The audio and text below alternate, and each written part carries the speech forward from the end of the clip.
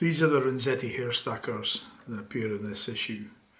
Now, I wanted to try and do a couple of things here, a couple of simple things. These may not appear unusual, but they are. So what I'll do is I'll start with my old hair stackers, which are these. I use this one for bulk, and I use this one for, it's got a narrow tube, so I use this one for things like squirrel tail and what have you, small amounts of deer hair when I'm stacking a small part of a wing. Now what you should notice is this old Tiemco one compared to the Renzetti is the capacity. This one is a much wider tube. This is even bigger. And this I would consider a largish, it's not huge, but it's a largish tube, a hair stacker with a largest tube, and this thing has got about twice the diameter going in.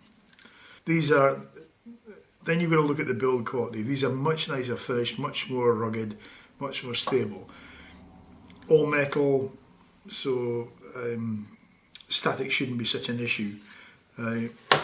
Really nicely made things, and obviously made for bulk hair, dealing with bulk hair. So if I take a wad of hair, this is out of shot, I've got some elk body. If I take a wad of that, now this would be, get rid of the fluff from the base as usual. So you're just preparing it in exactly the same way you normally do. Now, that bunch would be, it would be too much for the round one, the round base one, this Tiemco one.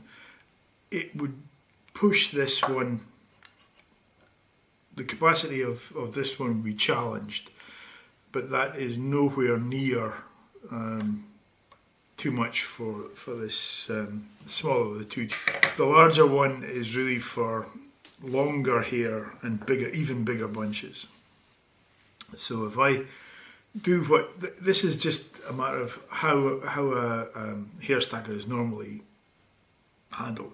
So I've dumped the hair in there, tips down, tap it.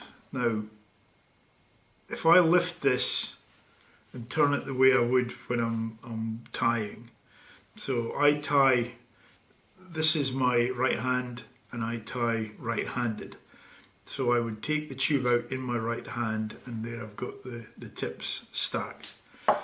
My material hand, whatever you want to call my left hand, is how I handle the hair, and then I can switch hands that way. But it's already in the position that I would place it on a hook. It's come out of the tube in that position. So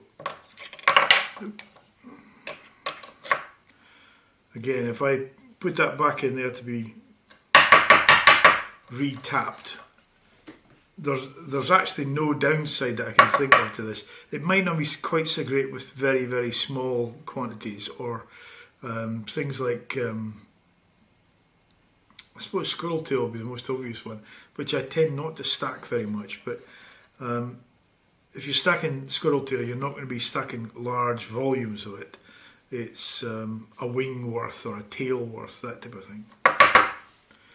So that's about, I would say, half of what this tube can handle, and that's a large amount. It's, relatively speaking, that's a large amount of deer hair that's coming out of there.